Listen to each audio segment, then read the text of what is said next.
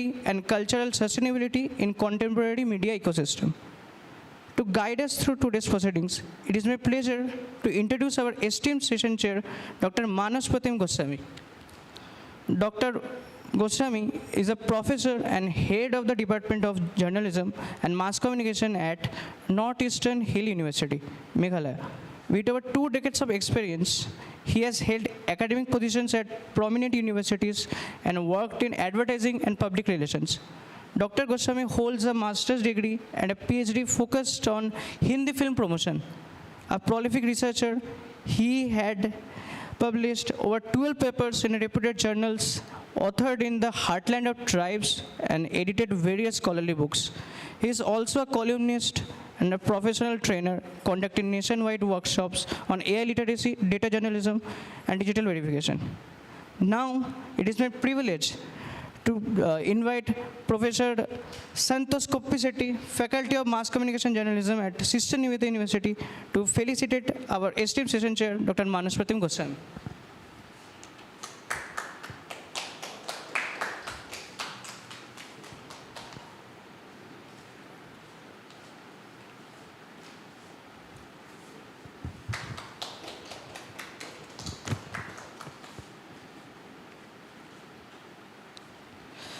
We extend our sincere gratitude to our chair for kindly agreeing to moderate this session.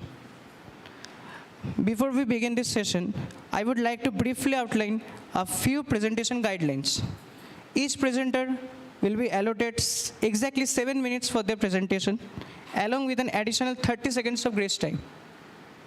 A warning will be rung at the 6-minute mark to indicate that 1 minute remains. At the end of the allotted time, the bell will ring twice, signaling the conclusion of the presentation. After each presentation concludes, an additional 1 minute will be allotted for questions and answers. Now, without further delay, I now invite our session chair, Dr. Manas Pratim Goswami, to take over the proceedings and begin the session.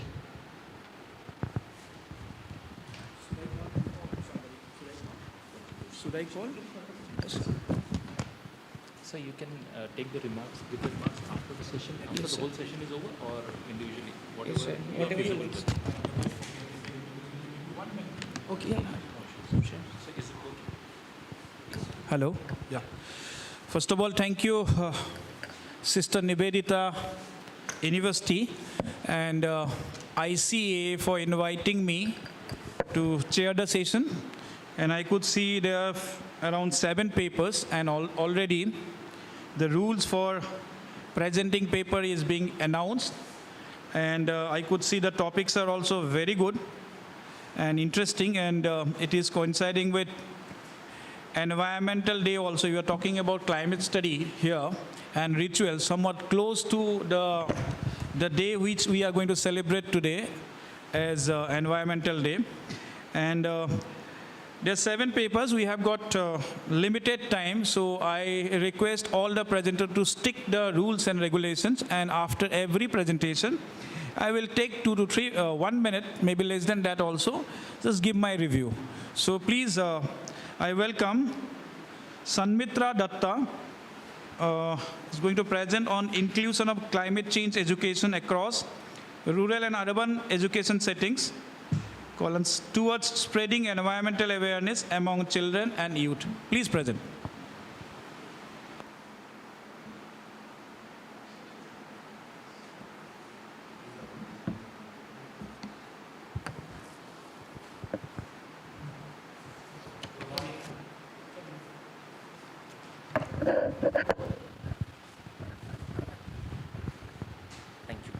Good morning. My name is Sanmitra Datta, and as mentioned, my paper name is, the title of the paper is Inclusion of Climate Change Education Across the Rural and Urban Education Settings Towards Spreading Environmental Awareness Among Children and Youth. The main reason for selecting this topic is we all know that in this 21st century, this climate change has become one of the major reasons and major concerns across the world. And I'm quite sure that we all should talk about this more, and specifically in terms of education, it should be spread more.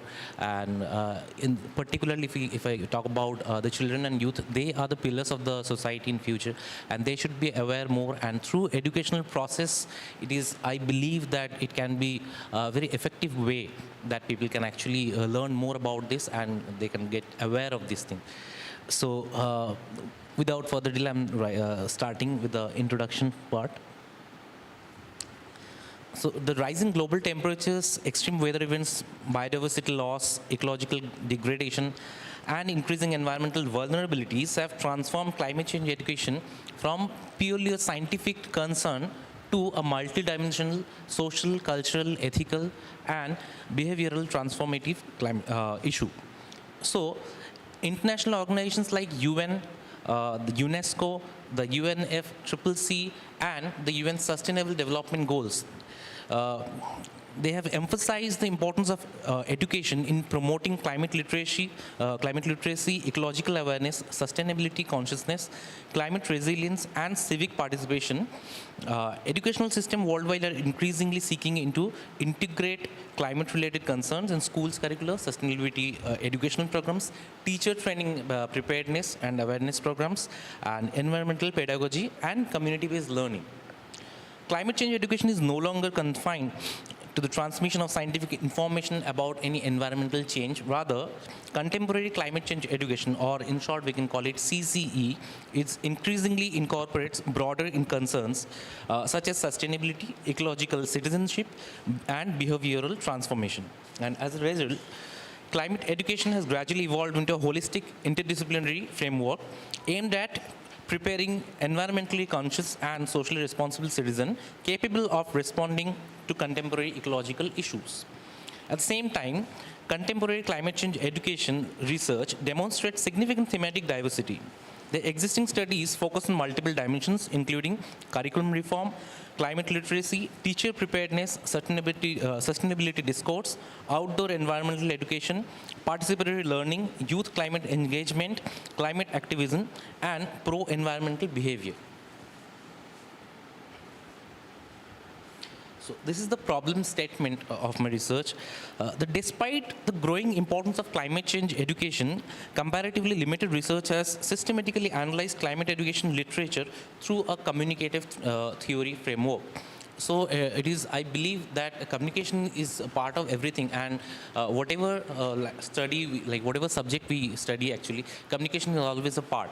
And whatever we do, communication is always there, and that is the reason I think through communicative framework, we can actually spread this awareness more and in a better way. So that is the main concern of this research. I'll move on to the research objectives. The first objective is basically to analyze if disparities exist in rural and urban education settings with regard to climate change education. If yes, what is the extent of that disparity? What factors are responsible for the disparity? And what are the possible solutions? The second one is to understand the opportunities for a better understanding of climate change among children and youth. This includes an understanding of the elements that can contribute to effective climate change education, particularly in relation to children and youth. And the third, but not the least, to explore the possibility of a holistic education system for fostering climate change education among children and youth. This includes understanding the evolving shape of climate change education, its existing strengths and limitations, and how it can be enhanced in the future.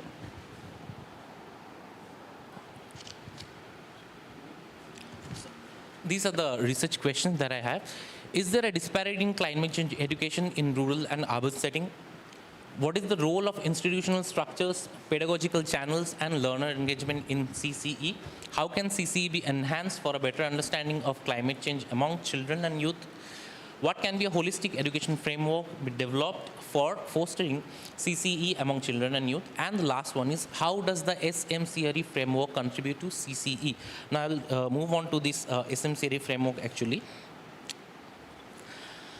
This SM theory framework is basically the model introduced by Harold Laswell in 1948, where he actually talked about the SMCRE, that means the source, message, channel, receiver, and effect. In his model, he actually says that who says what through what channel, to whom, and with what effect. So we actually try to understand this framework and how we can actually use it to implement the same in the climate change education process. Okay.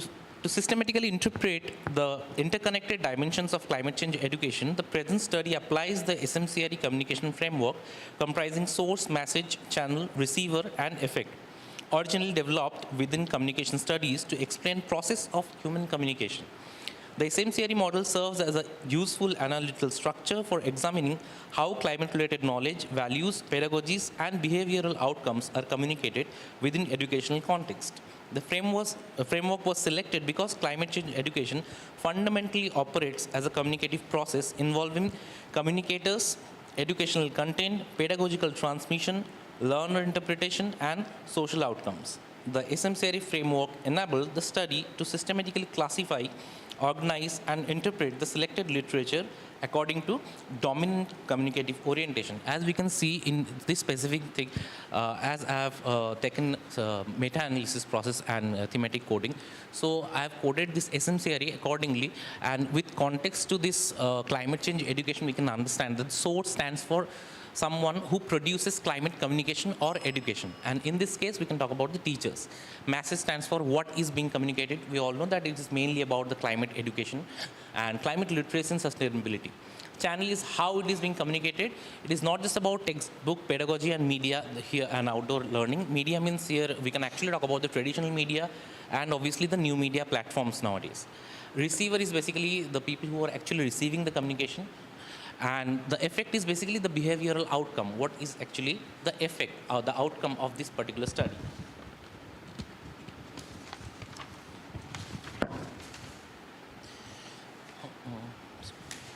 This is the methodology. The current study follows a qualitative research approach, and two-layered meta-analysis has been done through systematic literature review to critically analyze the literatures. Here, primary and secondary, both this meta-analysis have been done. I mean, most of the papers, they actually focus on multiple aspects of this climate change, like source, message, channel, receiver, and effects. But I've actually selected the dominant part. We can continue, right? So then I'll quickly move on to the findings. Yeah, sure. I'll move on quickly to the quick findings. The key findings, if I say the thematic primary meta-analysis, where climate change education functions as a multi-dimensional communication system involving institutions, messages, pedagogical channels, learners, and social outcomes. The SMCRE framework effectively captures these interconnected dimensions. If I take one key finding from the secondary meta-analysis process, where actually we can talk about experiential learning is widely preferred, frequently recommended pedagogical strategies, including outdoor education, storytelling, arts-based learning, community projects, and participatory learning. And the last one, where combined findings, if I take one, where behavioral and civic outcomes are seen as primary evaluation criteria in contemporary climate change education. Effect-oriented studies repeatedly assess climate education through pro-environment behavior, ecological responsibility, climate activism, civic engagement, and sustainability action. And this is the last slide, this discussion part. I'd like to conclude. Overall, the study emphasizes that effective climate change education requires a holistic approach that includes equitable and inclusive educational access, institutional support, participatory pedagogy, learner engagement, sustainability-oriented communication, and transformative social learning. The study also demonstrates that the SMCRE framework serves as a valuable communication-oriented framework for understanding CCE as a process of environmental communication, pedagogical interaction, civic engagement, and transformative social outcome. And thank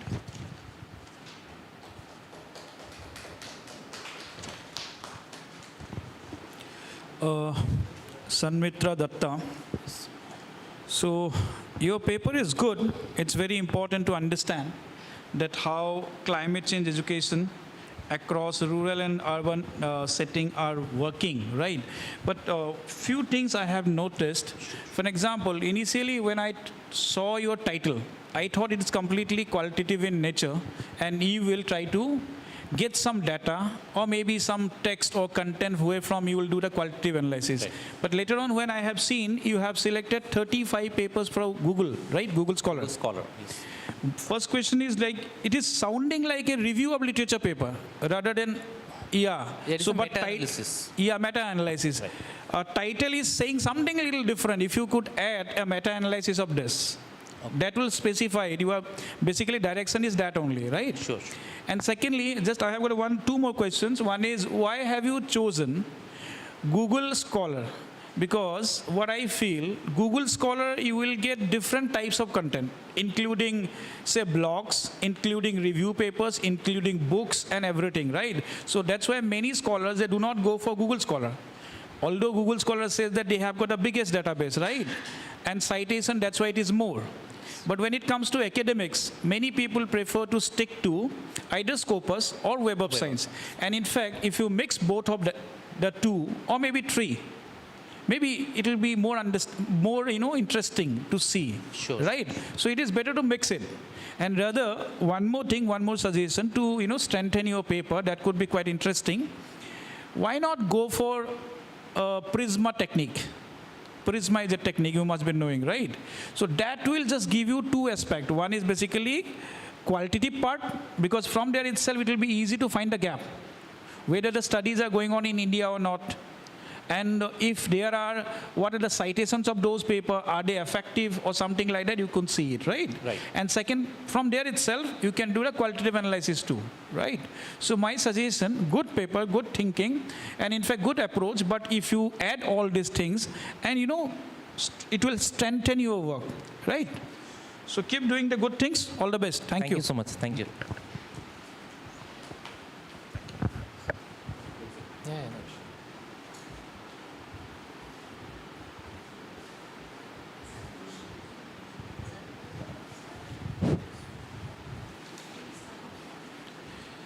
Yeah, next paper is by Samta Chakraborty. Echo Chamber, Information Diversity and Youth Perception of Social Issues on Social Media. Samta? Is he here?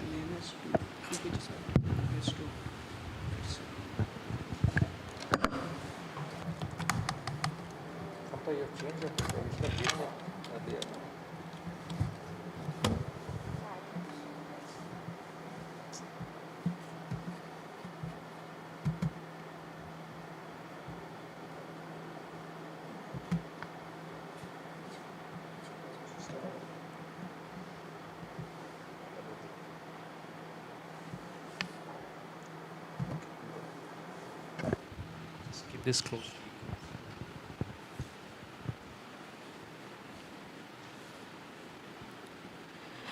Good morning, respected chair and all are present here. I am Shamata Chakraborty, research scholar from Bishwabharati. Today I am presenting my paper titled Echo Chamber, Information Diversity and Youth Perception of Social Issues on Social Media.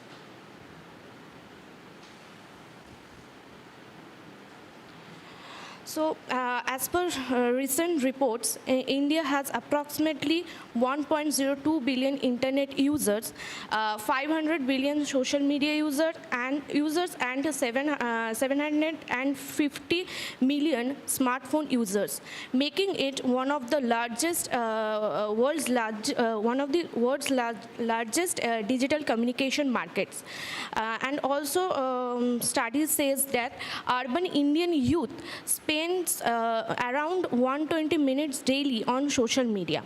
Recent studies also highlights that social media now functioning as a contemporary digital public sphere where young people share information, discuss public issues and form opinions and engage civically.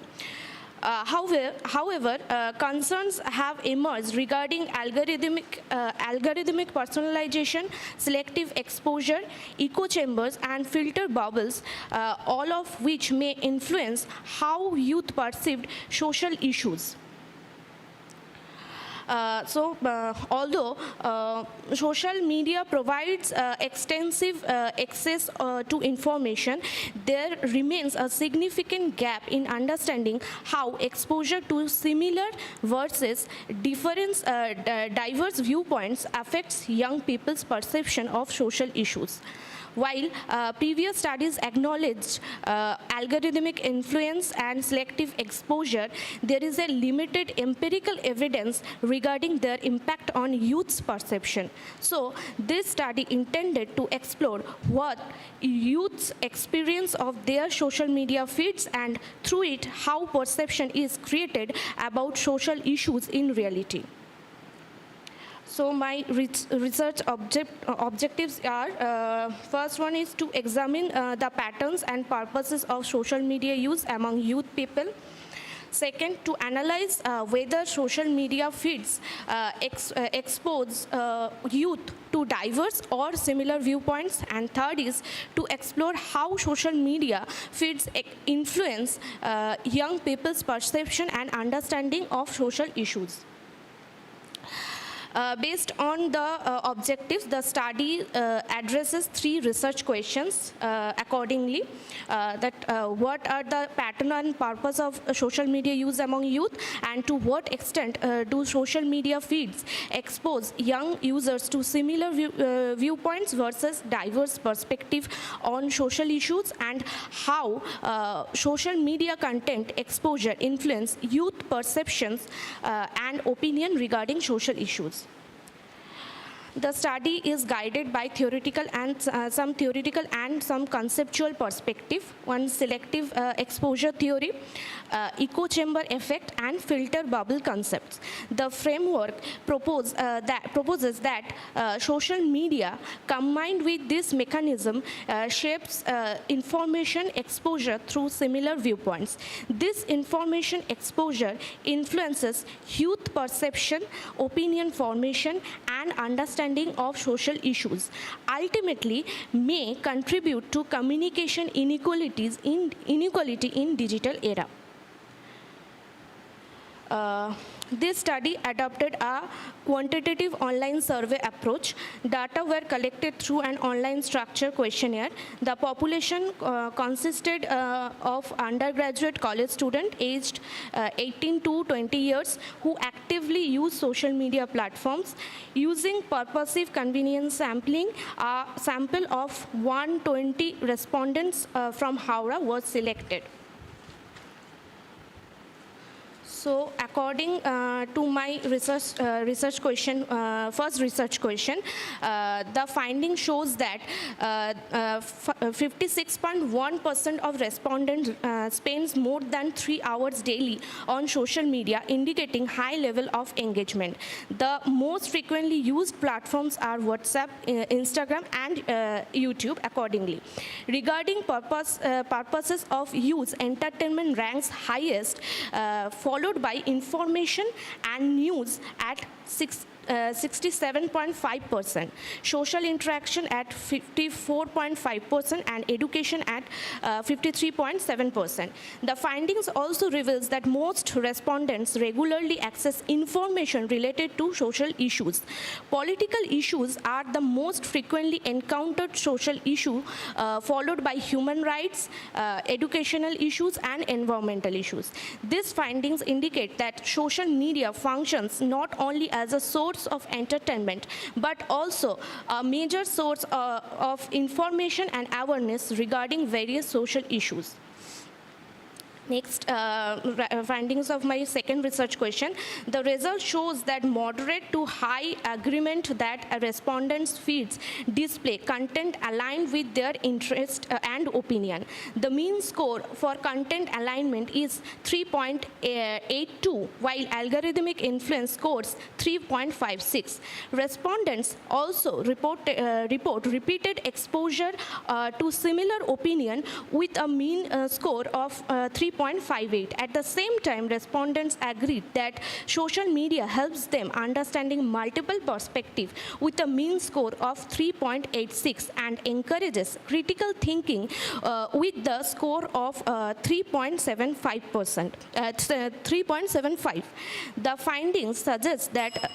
The findings suggest that youth experience both viewpoints reinforce and information diversity simultaneously.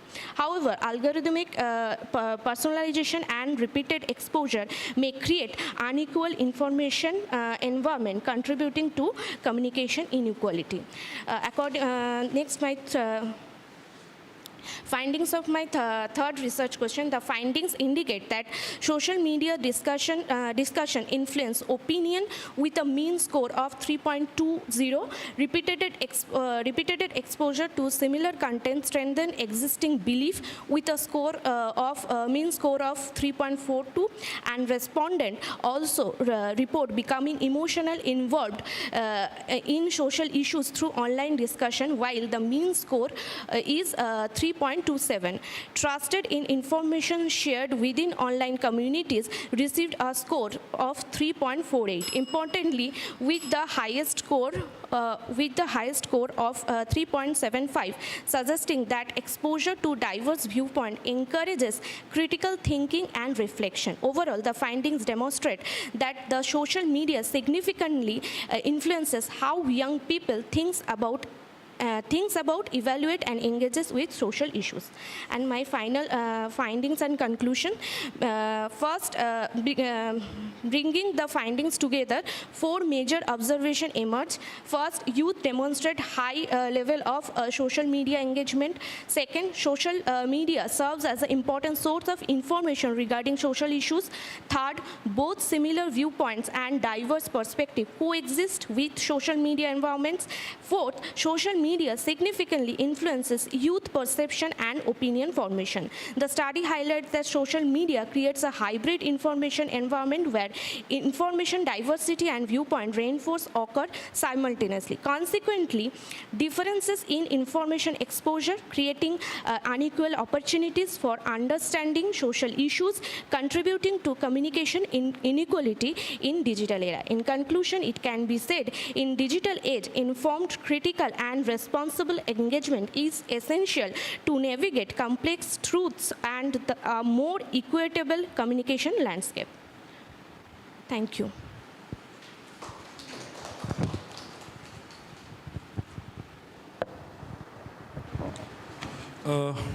Samata Chakraborty. Good paper. You are trying to understand the echo chamber, information diversity, and youth perception. I have got few point. First of all, there is a definition of youth, right?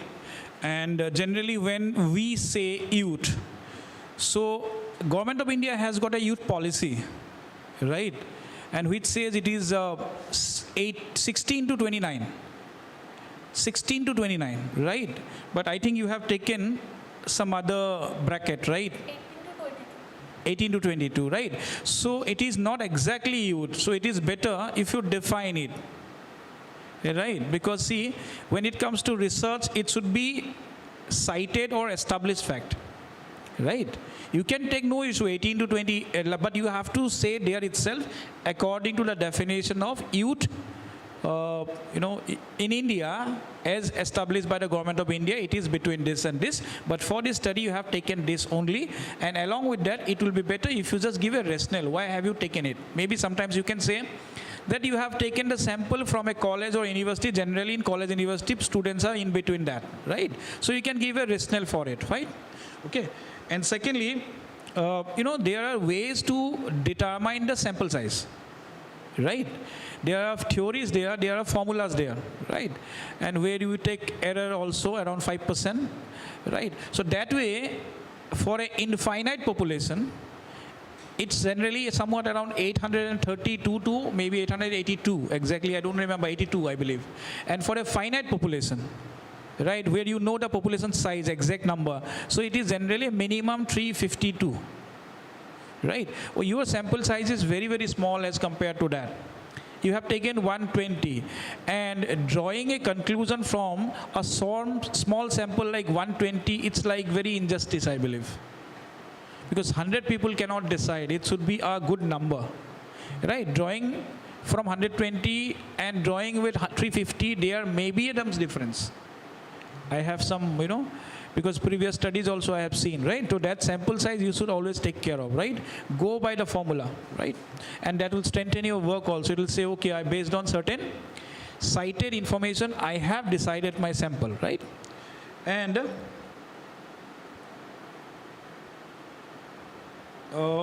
again, theoretical framework and conceptual framework, you did not talk about which particular theory you have adopted for this. Maybe you have got a conceptual framework, I can see. But there are theory, new media theories are there. Maybe you can apply those theories for this study, right? Okay, all the best. Thank you.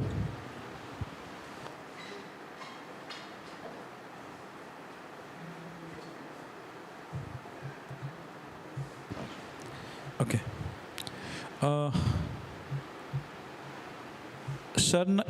Sharnima Gan, okay, your topic is beauty, identity and influence, exploring power and representation in digital space through a qualitative lens. You may present your paper.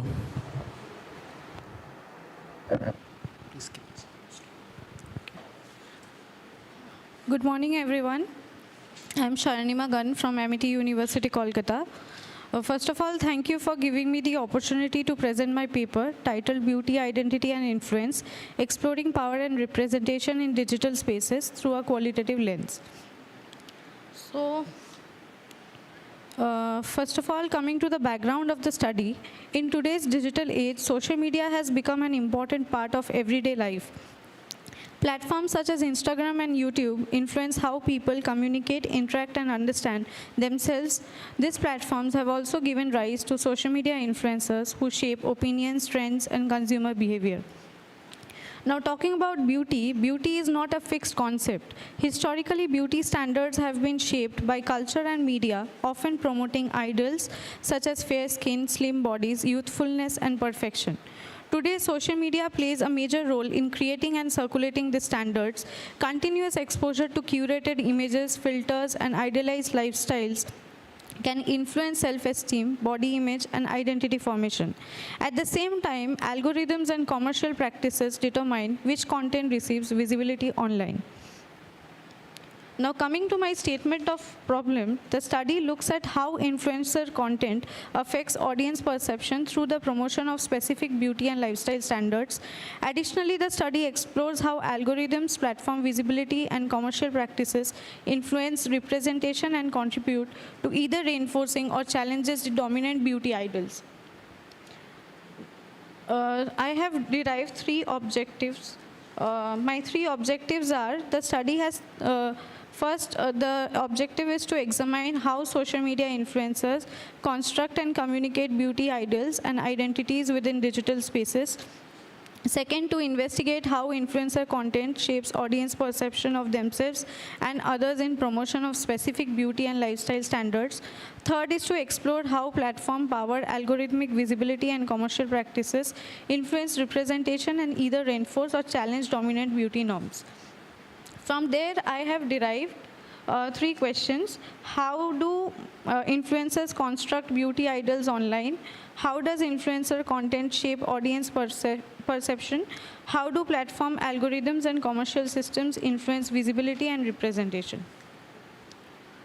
Coming to the literature insight and theoretical framework, basically, when I was going through literatures, I found out that researchers mostly suggest that social media platforms play a significant role in shaping beauty culture.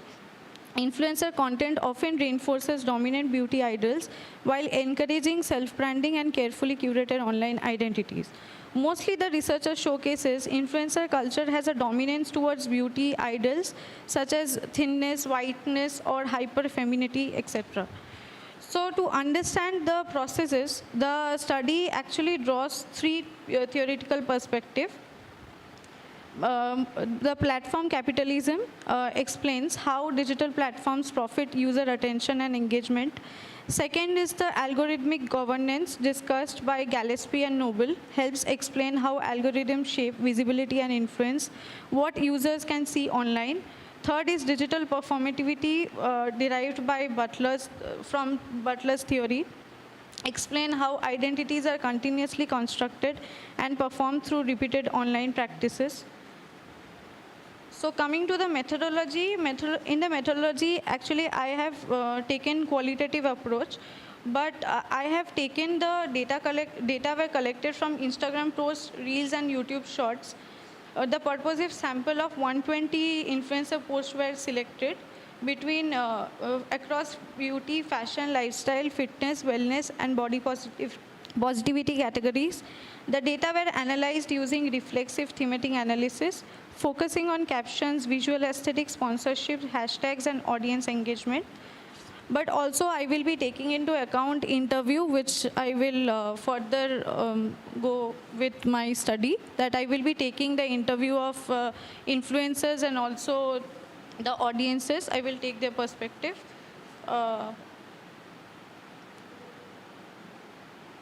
So coming to my findings, the first finding revealed 5 key patterns. First, influencer content continues to reinforce dominant beauty standards such as fairness, slimness, luxury, aesthetics, visual perfection.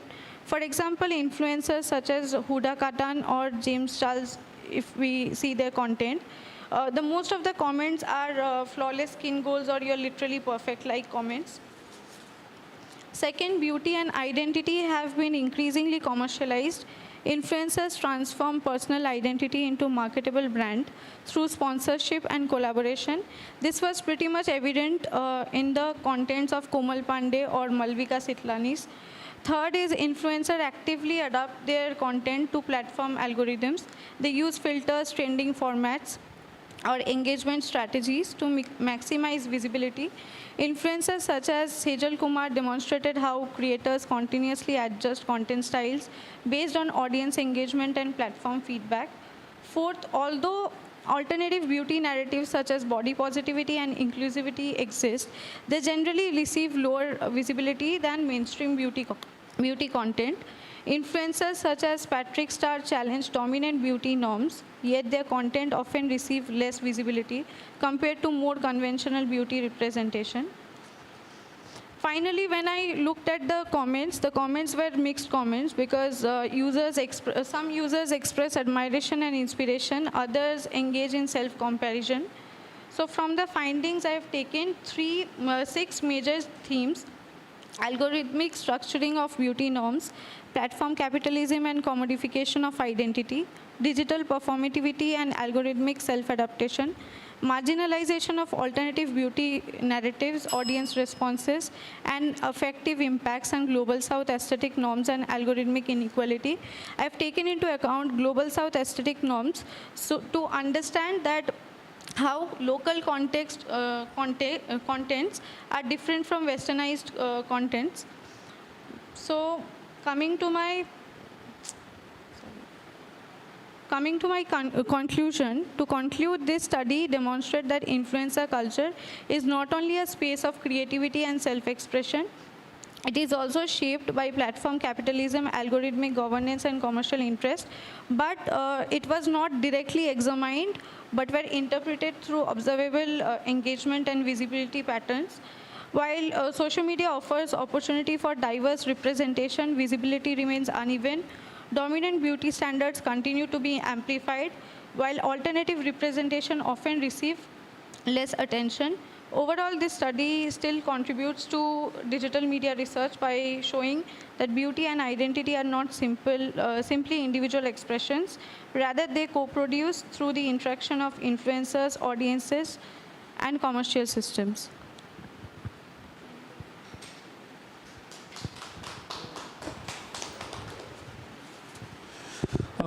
Scholar, good work, but I have some certain observation. First of all, you have selected a number of influencers, right? So what was the number?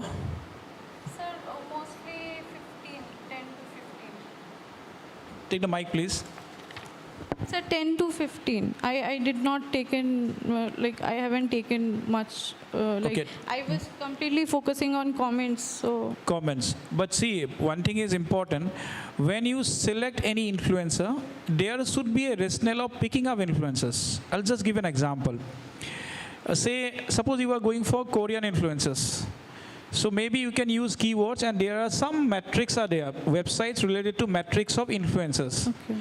You can go there and find out the followers. One can be that way also. Yes, based on their followers. Right? Second can be popularity based on likes. Suppose you take an average of 1 week or maybe 2 weeks, from there itself you find out who are popular, right? But here, what I could see, as you are saying 10 to 15, I think you are not adopting any kind of parameter for selecting them. Either you go by No, sir. metrics, No, I did not. my viewers, something like that you have to go with. Then it will be logically right. Otherwise, randomly if you pick it, It will be a problem. yeah, it will be a problem, because the researcher will say what was the logic behind picking up influencers, right? So you can do that. Secondly, you said 120 samples, right? Yes, comments. But that's a very small one. There is a small. Sir, that yeah. is why I said ki, I will be taking into account interviews of influencers and audiences. See, if influencers, I- because I could see it all the influencers from outside only, right? Indians. No, Indian context, Sejal Kumar, Komal Pandey. Okay, Ritika fine, one or two Kumar. reasons. But taking interviews of all of them are not possible, other than Indians. No. So, in a safer side, when you just go for this kind of methods, maybe you can specify Indian influencer Okay. in the study itself. Then it will be easy. And probably it is easy to find out who are the popular influencers. Yes. Right? Yes, That I'm way. popular. Otherwise, it is mixing both the things, not having sync. Right? You are getting my point? Okay. Sir. And selection method should be very appropriate, so that you have logic. Okay, based on this, I am doing it. For an example, when you just pick a television serial, you go by TRP, right? Yes. Similarly, here also you can go for Followers. followers, matrices. You can see Yes. how they are doing, right? Yes. And 120 is a very small sample. Okay. For an example, if you are going for 10 influencers, I rather suggest you don't go big number of influencers. Go for 6 or 5. Okay. And take more, say, More comments. yes. Or And define the period, maybe 1 year, okay. right? Or maybe 6 months. 6 months is okay. You should not go below 6 months. Otherwise, it is fine if you are having 6 months and enough number of, say, comments. Comments. And just one more thing. How did you do the scraping? What is scraping? How did you do it? It's manually you have done it? Yes, sir. Manually. For now, I have done manually because Yeah, it is better, because manually what happens, many a time you may miss it. Okay. Is it better to go by machine? That will be a Yes, sir. Yes. sir. machine would be Actually, better, Yes. because the possibility of skipping it less. And when you get the machine one, then you can do some kind of quantitative analysis also from the data. Yes. That will be better. So that will like strengthen your paper. You can say it's a mixed method paper, right? So Sir, definitely. actually, this paper can go with mixed method and quantitative also. If I'll. Yes, that's what I'm saying. If you adopt this, for example, you go scraping, then you will get a quantitative data too. From there, you can see the likes. Yes. You can see the followers. Everything will come in one platform itself, one Excel sheet itself, right? Yes, sir. So that will be better. It will be presentable and it will be more logical and scientific, right? Okay. Good. Thank you, And sir. one more thing. You are like, I understand, and you also said beauty, it cannot be defined, right? Yes, It sir. differs from places to places. But how did you define here? Did you just cite something? Yes, sir. From the citation, I have taken this part. Otherwise, beauty has its different definitions. When I look at, Yes, yes. if I will take West Bengal into consideration, there will be political definitions also. Right. I do agree. It's region by region and also Yes, country by yes. country, places by Yes. places. It differs, There are right? different definitions. Right. So it's very critical actually. You need to define it in such a way that, it could be inclusive. Yes. Right? Okay, all the best. Thank you.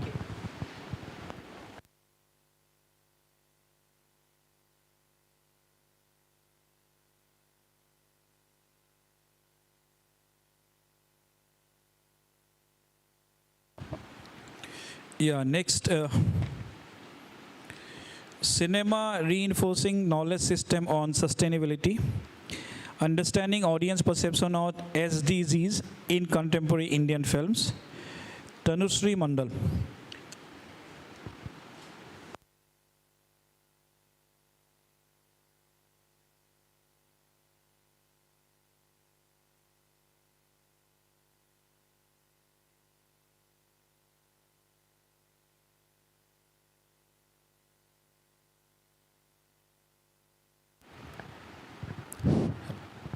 Vishwabharati, and I will be presenting my paper on cinema reinforcing knowledge system on sustainability, understanding audience perceptions on sustainable development goals in contemporary Indian films.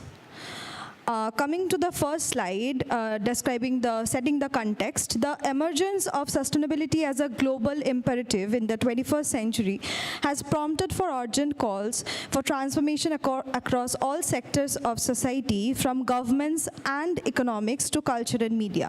The adoption of the United Nations Sustainable Development Goals in 2015 represented an unprecedented global commitment towards addressing interconnected challenges of poverty, inequality, climate change, environmental degradation, peace, and justice. The 2030 Agenda itself recognized that achieving these goals requires engagement across all the sectors, including culture and communication. In India, cinema occupies a very distinctive position in the cultural and social landscape, with a production history of exceeding 1,500 plus feature films annually and across multiple sectors in numerous languages, reaching audiences of over 1 billion viewers. So, however, my specific question is how Indian cinema represents and communicates sustainability issues is important to understand in the context of the SDGs, and this topic also remains largely unexplored in the academic literature. So the core fundamental research problem addressed here in this study concerns about the relationship between cinematic representation and audience understanding regarding sustainability. The primary objectives of this study are to examine how audiences interpret and make sense of sustainability-related narratives in Indian films, and secondly, to identify and analyze the themes, sub-themes, and patterns from audience perception of cinema's role in sustainable communication. Coming to the research question, there are 3 research questions. First is to understand how audiences interpret the relationship between Indian cinematic representation and their own understanding of the sustainability narrative. Secondly is, what are the factors that influence their perception on cinematic sustainable narratives, generating awareness or behavioral change? Thirdly, to what extent do audience perceive regional differences across Indian film industries in representation and interpretation of sustainability-related themes? Coming to the theoretical framework of this study, cultivation theory provides a framework for understanding how these cinematic sustainability narratives shape audience perceptions, while acknowledging that these effects may be contingent, complex, and sometimes negotiated. So in relation to the media, the social learning theory by Albert Bandura suggests that audience can learn values and attitudes from characters, plots, and even the cinematic narratives, and contribute to audience learning and value formation around the sustainability-related themes or issues. So thus, both these 2 theories provide an important framework and does contribute individually. Integrating them would help to understand how cinema as a knowledge system will contribute for generating awareness about sustainability. So, coming to the research methodology of this study, for this study I have employed a qualitative research design and I have followed an interpretivist epistemological paradigm, because for understanding audience perception especially, the interpretivist paradigm emphasizes that social reality is constructed through human interpretation and meaning making, and thus understanding this requires engagement with the perspectives of the audience itself. So here for this study, I have employed through a purposive sampling strategy and with the selection criterion being regular engagement with the Indian films and knowledge about sustainable development goals. I have selected 12 participants for which I have coded as P1 to P12, and to maintain their anonymity, I have conducted in-depth semi-structured interviews, and the interviews were conducted following ethical principles for social science research. Lastly, the data was analyzed through thematic analysis, a qualitative analytical method which has involved the systematic identification of the patterns and themes within the data collected.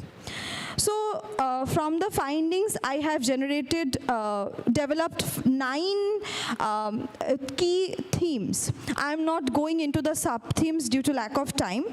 So the key themes, 9 major themes, represents the complexity of how audience interpret cinema in relation to sustainability. Firstly, coming to the first theme, awareness without action.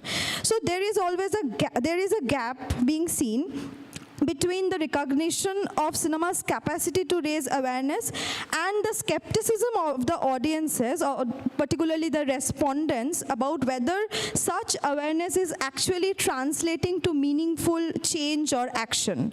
Secondly, the selective SDG representation they are talking about, they identified that patterns in which sustainability-related themes appear in Indian cinema suggest that cultivation is being uneven or underrepresented actually. That is not at all even, because certain SDGs appear selectively, because they mentioned that SDG 16, that is the peace and justice one, and the reduced inequality is dominant, while other SDGs related to the environmental goals and other themes are underrepresented.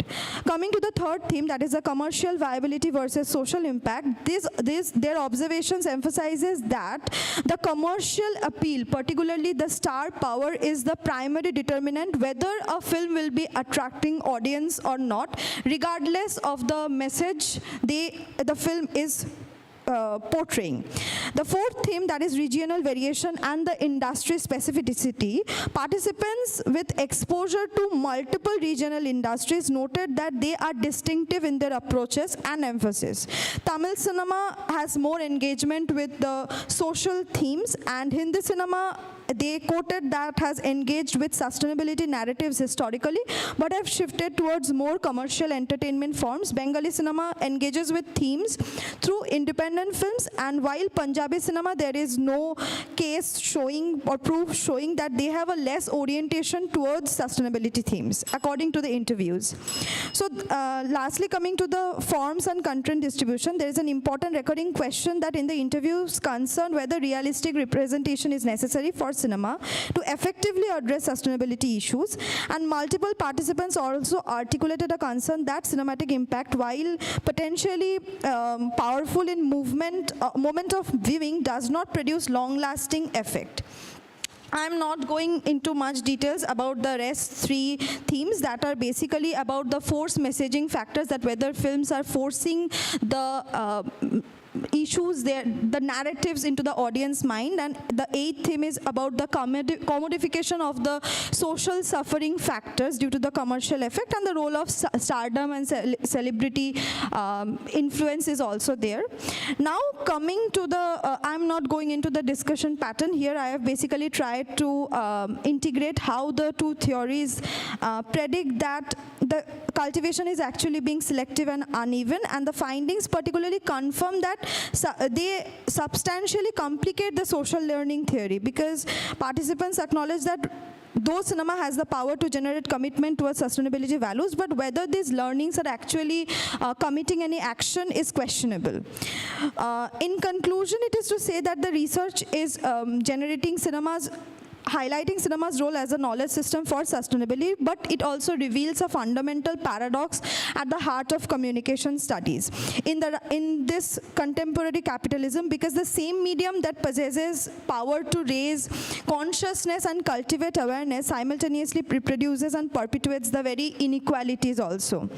So this paradox is not identical to cinema's function, but it's natural and is embedded in how communication operates within the large frames and systems of inequality.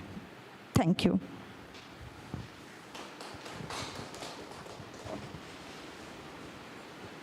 Tanushree, the topic is interesting, and you have made the presentation also very nicely.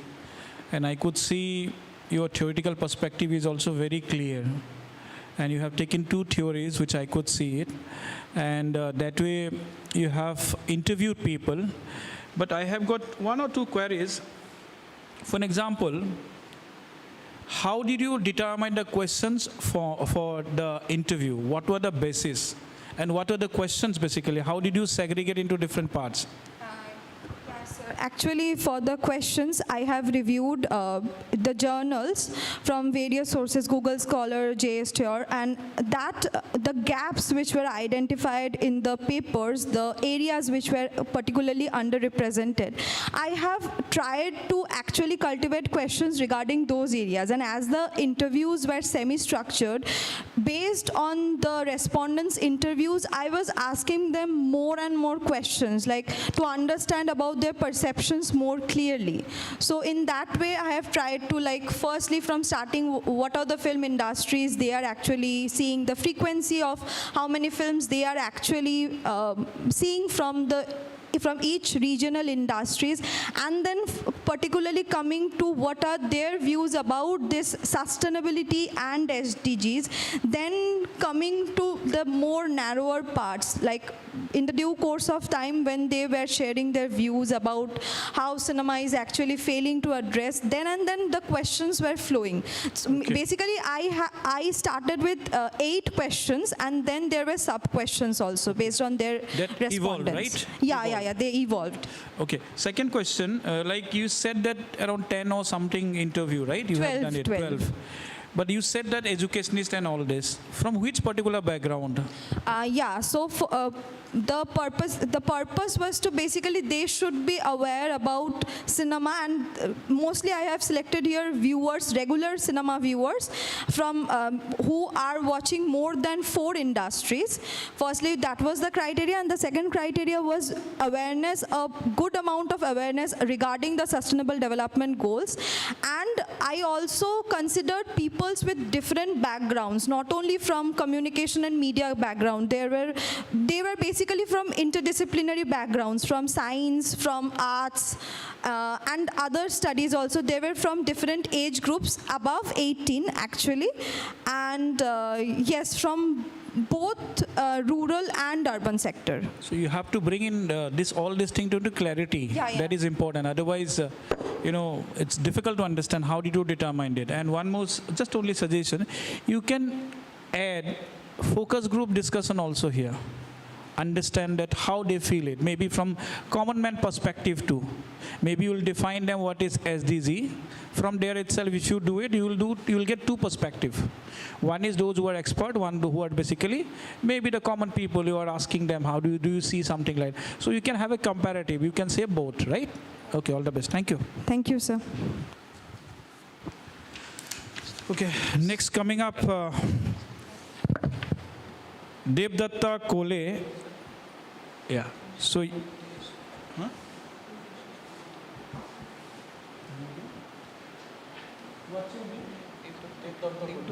he's there. Okay, your topic is gendered climate vulnerability and structural inequalities, a thematic review of climate change literature. Yeah, please go ahead. Just one request, just stick to the time allotted because we have back-to-back sessions after this. Yeah? Okay. So good morning, everyone. Good morning to the esteemed session chair and all present here. I will be presenting my paper, which title sir already mentioned. So I would not take too much time as sir mentioned that we are running out of time. So yeah. Coming straight to the introduction or the background part of the research, climate change is widely acknowledged as one of the most defining crises in the 21st century. Yet its effects are far from uniform. The Intergovernmental Panel of Climate Change on Climate Change, their 6th assessment report, they explicitly acknowledged that vulnerability to climate change is shaped by social, economic, and political inequalities, with gender, ethnicity, class, and geographic location functioning as the key axis of differentiation. Despite this recognition, the systematic examination of how gender structures climate vulnerability remains an evolving and contested field. The claim that women are disproportionately affected by the climate change has become a central motif of environmental policy discourses.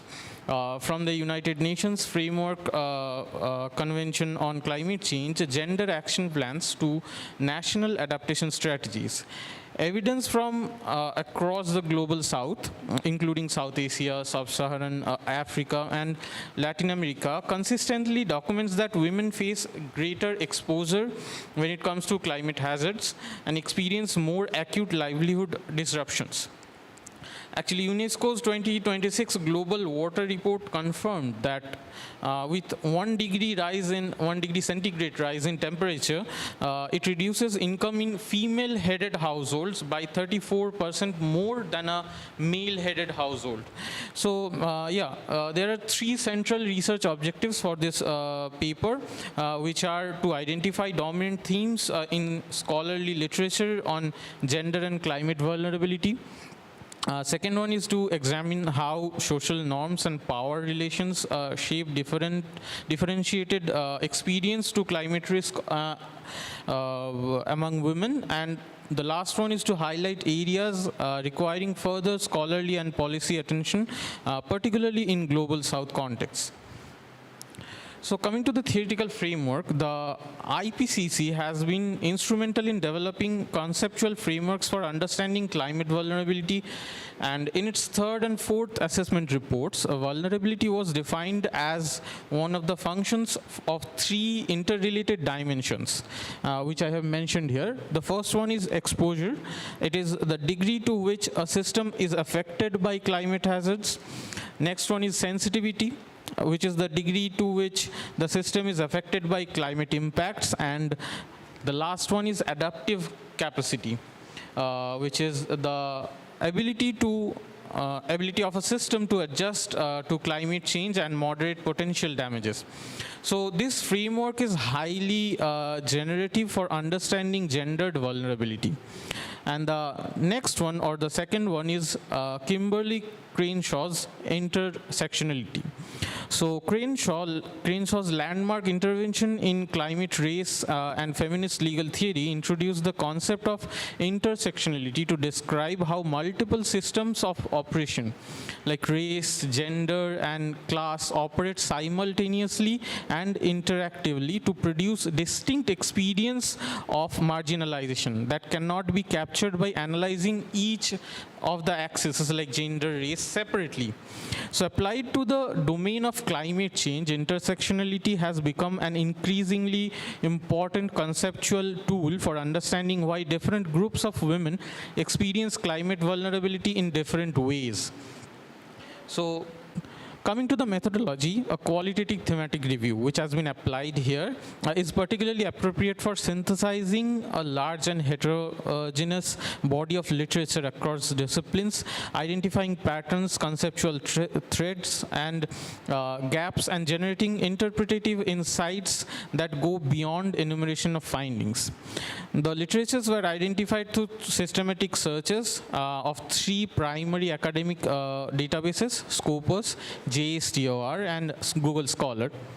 And further supplementary searches were conducted in the Web of Science, PubMed, and other institutional repositories of key organizations, which included IPCC, UNFCCC, UN Women, World Bank, UNDP, and IDRC.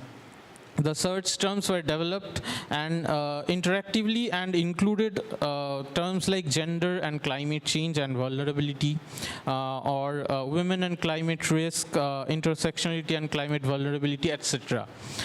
So the inclusion criteria for the literatures were they had to be peer-reviewed journals and book chapters or institutional reports, and they had to be published between 2010 to 2025, and they had to focus focus on gender dimensions of climate vulnerability, adaptation, and climate justice. And next one was empirically grounded or theoretically significant for contributions. And the last one was it should have been relevant to Global South, although other areas were also focused as per needed. So coming to the themes that emerge from the literature review. The first theme was resource access and livelihood precarity. I won't go into the exact numbers. I have mentioned them into the reports, into the slides. I would just overall explain what the themes are about. So this theme, the relationship between gendered resource access and climate vulnerability constitutes of most extensively documented theme in the reviewed literature across diverse geographic and socio-cultural contexts. Women's heightened vulnerability to climate change is fundamentally shaped by structural inequalities in access of land, credit, or agricultural inputs, water, and technology. These types of resources that are critical for climate adaptation. The next theme, the next cluster concerns the gendered health implications of climate change, including physical health, reproductive health, mental health, or physical safety. This theme encompasses both acute impacts, such as those associated with extreme weather events, and chronic effects associated with longer terms of stuff. Yeah, give me just 2 minutes and I would finish it up. So the next theme, the third theme talks about women's systematic exclusion from climate governance and decision making at multiple scales, from household to community level, and the adaptation strategies to national climate planning or international climate negotiations. And the last theme that emerged was talking about, it concerns what might be described as adaptive burden paradox. The simultaneous overburdening of women in responsibility for household in climate adaptation and their marginalization from the formal recognition, resources, and decision making. This is the paradox this theme talked about.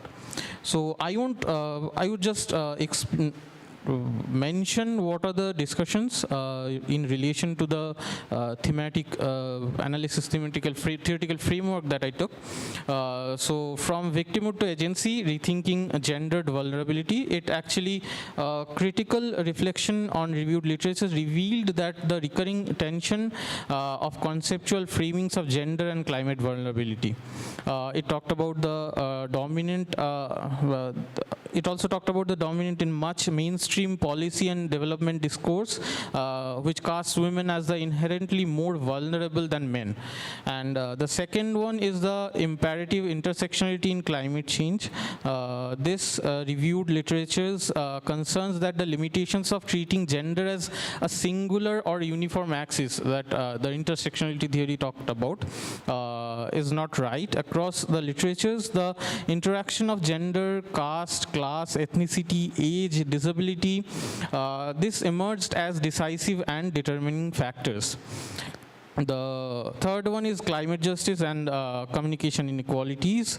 It is quite self-explanatory, I guess, and the last one as well, policy must close the funding gaps between the genders. So in conclusion, the communication context of inequality, this review demonstrates that climate vulnerability. What happened here? Yeah, the climate vulnerability is shaped not only by environmental risk, but also by gendered power structures that influence access to resources, information, representation, and decision making. Therefore, achieving climate justice requires transforming this communication and social inequalities, ensuring that women's voices, knowledge, and the leadership are central to the climate action. Thank you. These are the gaps. And Very good. I appreciate that. But you have said that you have get some papers from Google Web of Science and Scopus, right? From there itself, you found out from papers. Based on that, you determined the themes, right? So finally, what was the number of papers that you have chosen for this study after doing all filtration? Yeah, before filtration, I looked into almost 80 literatures and finally reviewed almost 54 to 55 literatures. Yeah, actually, everything is fine, but how did you select final 55? And what was the inclusion or exclusion criteria? As I mentioned, the inclusion criteria were they had to be within 2010 to 25 while finding many papers. Did you mention it here? Yeah. I mentioned they had to be within 2020. Actually, there is a 2010 to decadal 25. study. Yeah. Generally, we go for decadal studies. So if it is like 2015, then it will be 24. 24. Till 24. Yeah. 20.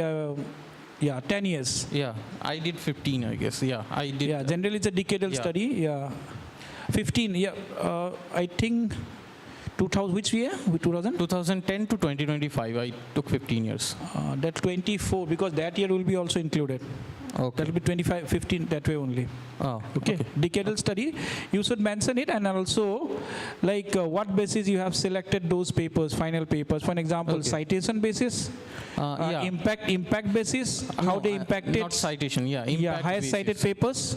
Yeah. Yeah, then you can give you some kind of, say, visualize. You can visualize also here how many papers from here, how many papers from them, and finally, this is one corpus which include all the Yeah. say databases that can be included, right? Yeah. Also, when leaving the academic papers, I mostly tried to include the reports from the institutions like IPCC, UN Women, UNDP. These types of official reports they publish each and every year, so I tried to also include them as well. Chalo, good. All the best. Thank you. Thank you, sir. Yeah, next paper is from Niharika Kar Ghosh, from secret wets to global streams, critical analysis of the Judima model in securing geographical indication, GI, for indigenous knowledge of Assam.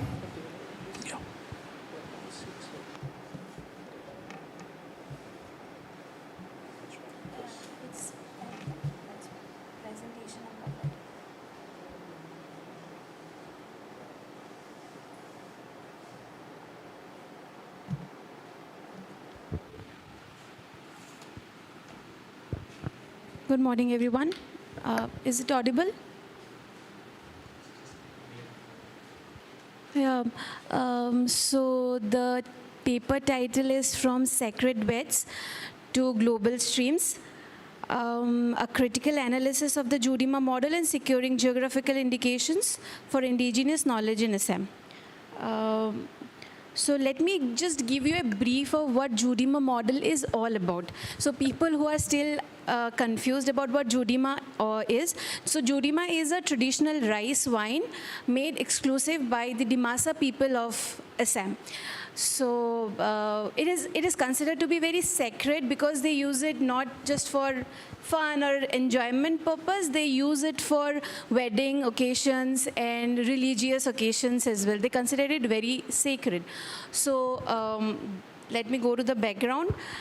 Because it is considered to be very sacred, in 2021, September 2021, this particular beverage became the Northeast first GI tag traditional beverage, which was a huge thing for a very media invisible tribe like Dimasa. It was a huge thing. So the paper talks about not just the journey of how this sacred beverage came from the vets of Dimasa women to becoming a global sensation in that region.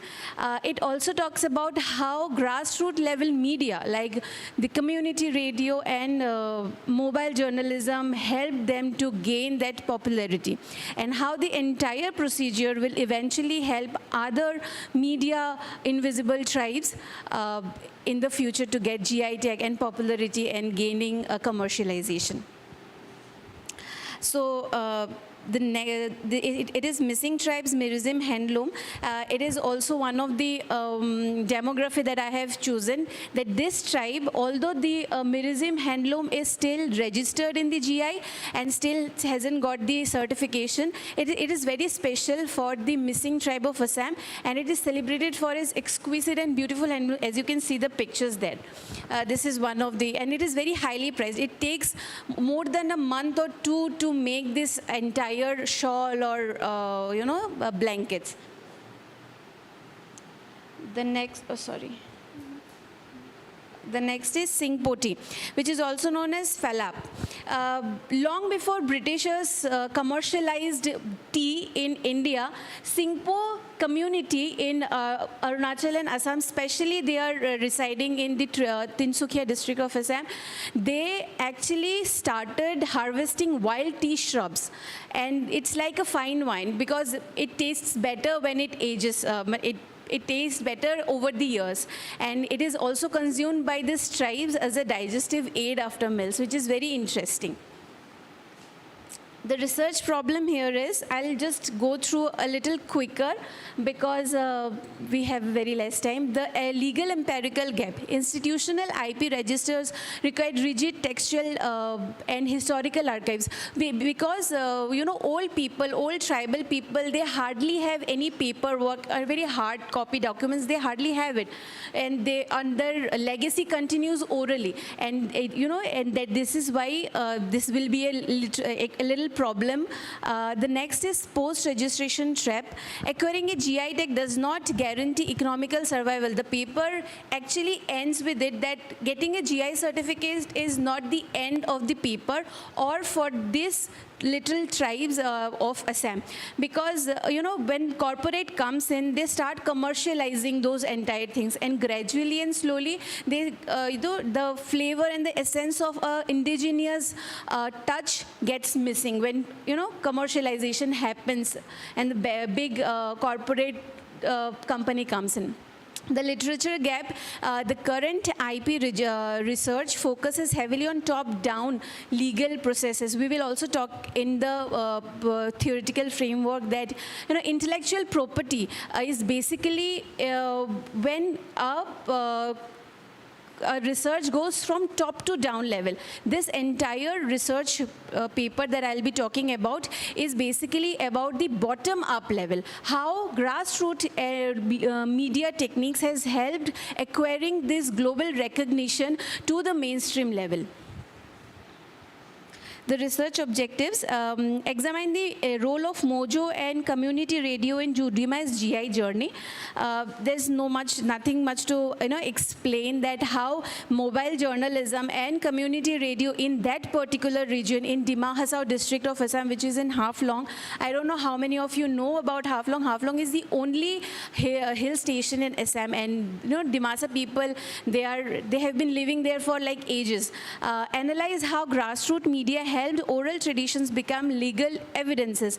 Let's see, legal evidences for a certificate like geographical indication, the register office needs a very authentic paperwork, and and these tribal people who hardly know how to write, old people, now they have changed, now they have evolved, of course. They hardly have any paperwork. So oral traditions through community radios, through their native language, how it has been popularized, and it will help eventually to get the legal evidence, digital legal evidence to be precise.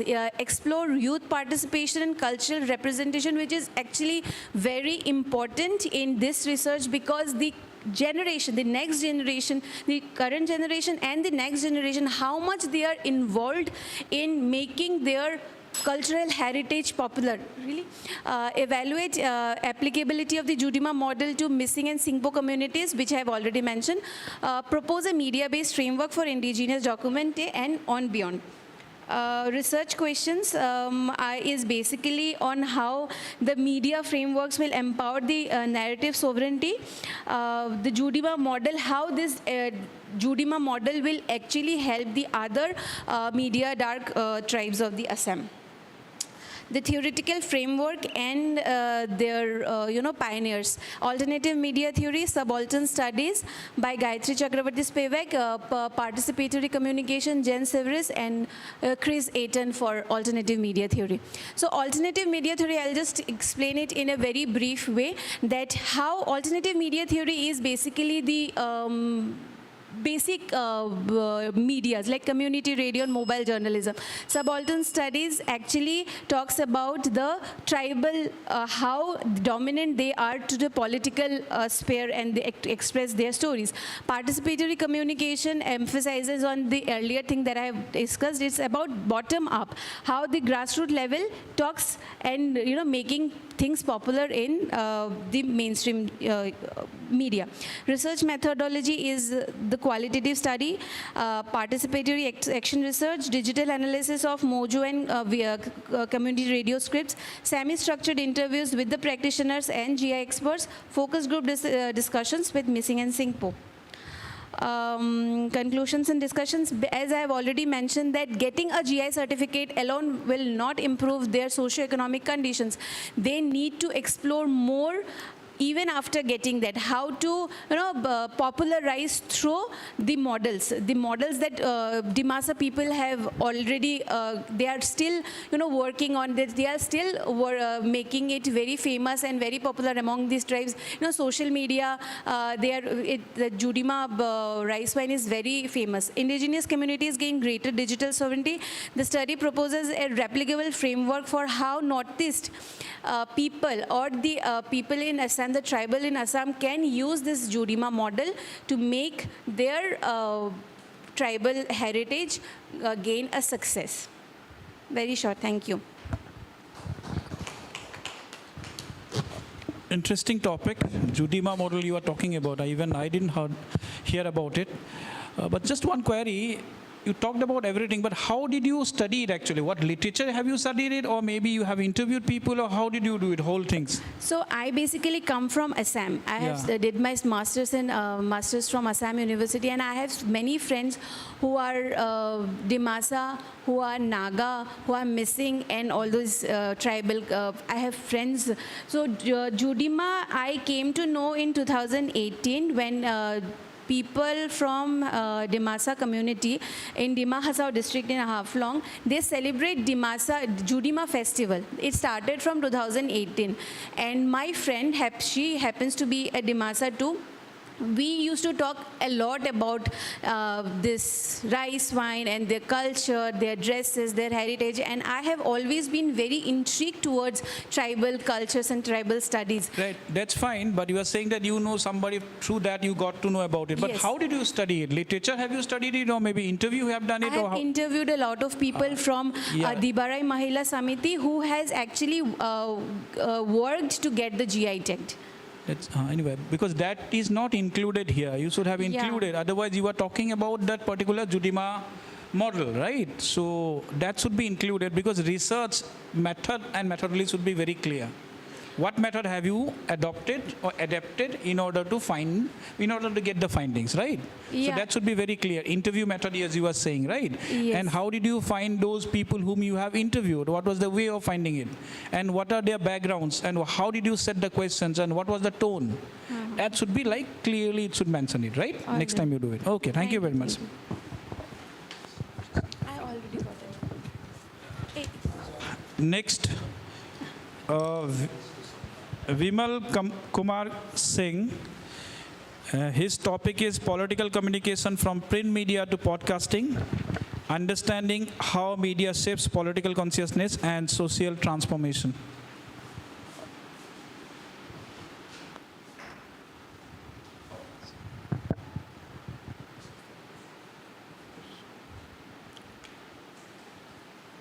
Good morning, Chairperson and my dear friend.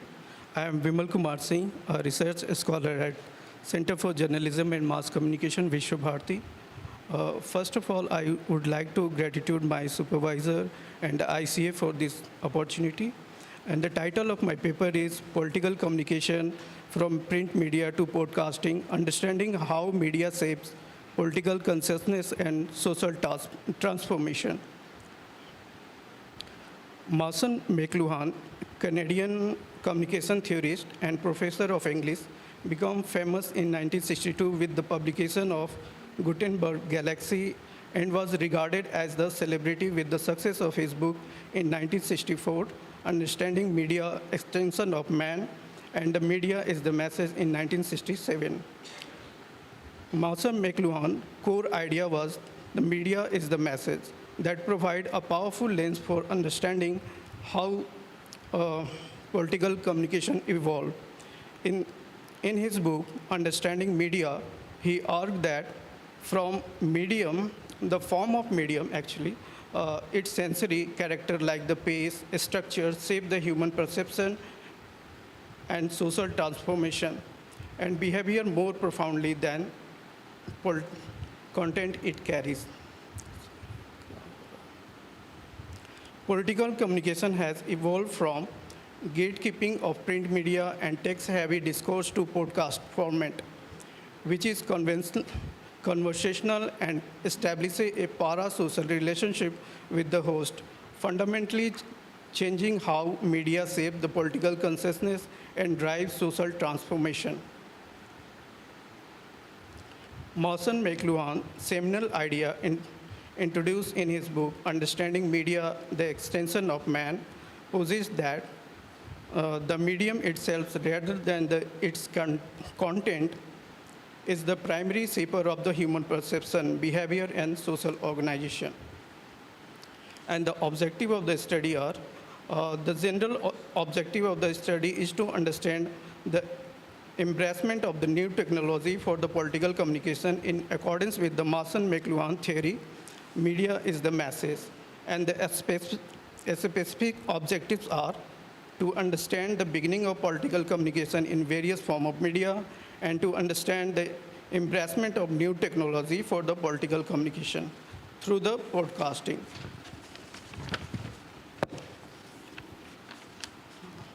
The study has employed a descriptive approach to fulfill the objective.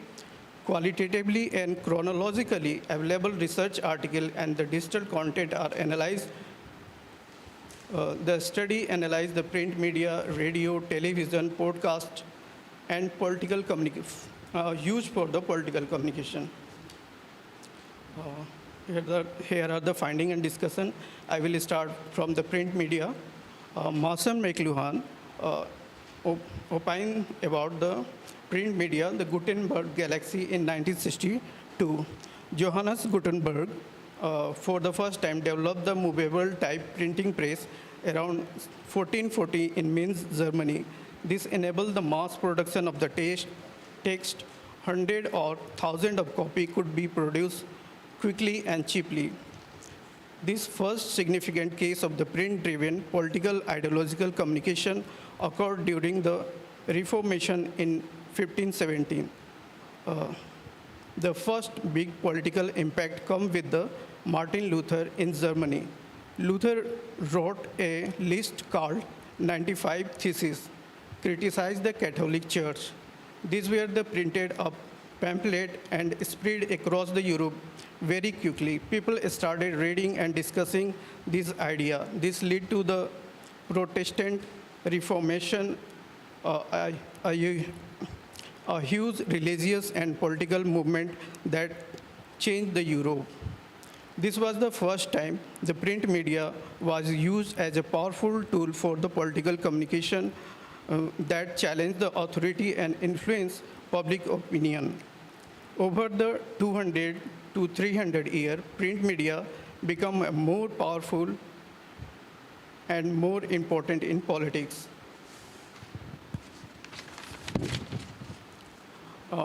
In 18th century, in India, print media started with the James Augustus Hickey in 1718.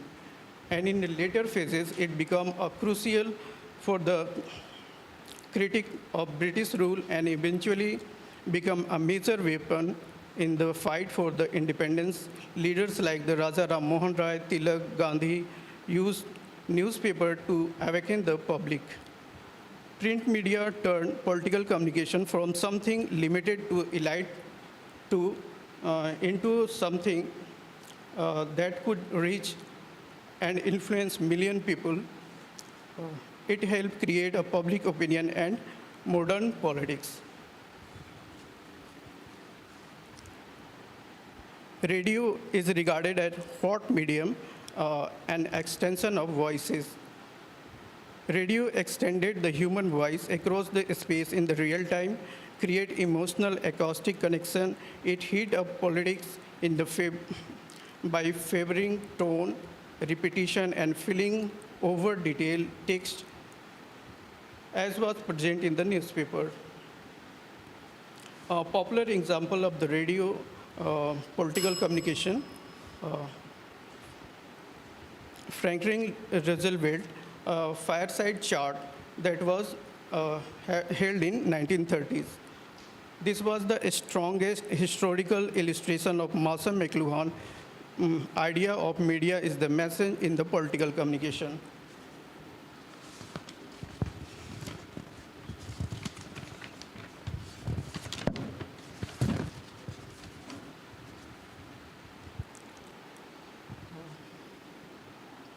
Television is regarded as cool medium that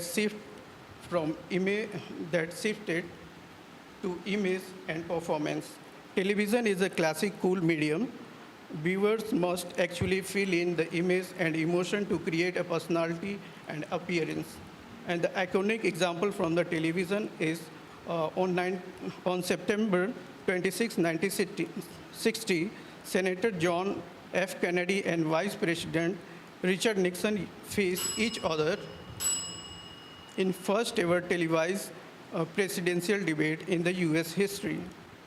Both the candidates discussed the similar policy issue, domestic affair, Cold War communication, and national security. Many analysts believe that their substantive arguments were quietly matched. But the radio listener feel that Nixon would win. On the other hand, the television viewer thought that the Kennedy would win.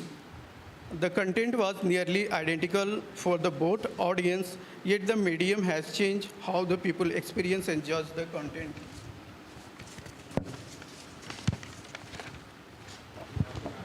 Yeah, no. Mr. Few Vimal. example from the podcast, then I will conclude. Okay. Actually, time is running. Mr. Vimal Kumar Singh, topic is good, but you need to work on your methodology and the presentation too, because these are basically pointers you are using it, and for a longer period, it's maybe around more than 100 years, maybe 200 years, right? It's 100 years around. Yes, sir. As the technology are evolving, different media are used in different phases for the political communication. But see, when you do it, we analyze it either quantitative or either qualitative, right? Yes. So you have to choose a one period, and maybe you can take one country. Maybe on that basis you can do it. Worldwide, it will be very difficult. Many things will be left out. Yes. Rather, it's an evolving process, right? Media is evolving. So I think it is better if you can take Indian perspective only. That would be better, right? And you need to work on your methodology to how have you, studied it. That is very, very important. Clarity is little less, right? So improve the paper. Maybe in future you can publish it, right? Thank you. Thank you. Okay, I would like to give a final remark. Good topics, interesting way of study is being done by the scholars. And I believe if they can improve on their papers and whatever I have given suggestion, or maybe you can talk to your supervisor, or maybe get the views of other people also, work on those papers. And I rather suggest you try getting published in Scopus, Web of Science, that kind of journal. Why I'm saying it, it's very, very important to get visibility, right? So if you get published in those journals, that will be like worldwide, it will be visible, and people will know you for your work, right? That will give you a lot of publicity, and your work will be recognized, and people will cite it, right? Definitely work hard. I'm sure that you will come up with flying colors. All the best. Thank you.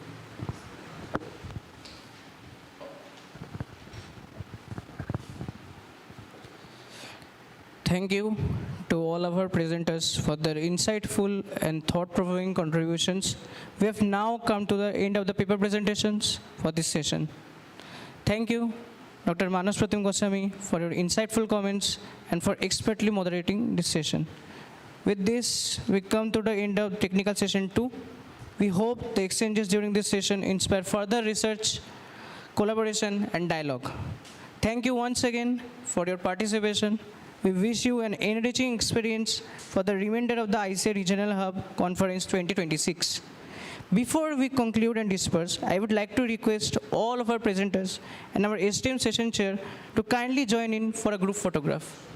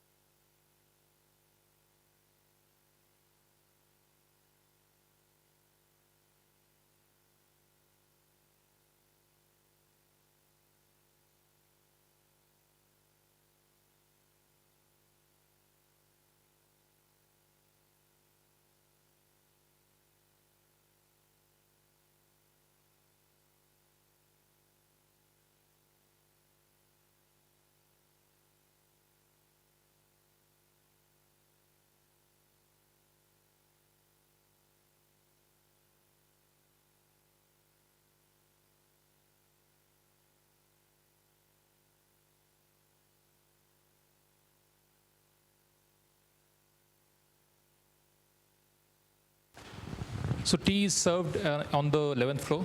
So I will request all the participants to go there and then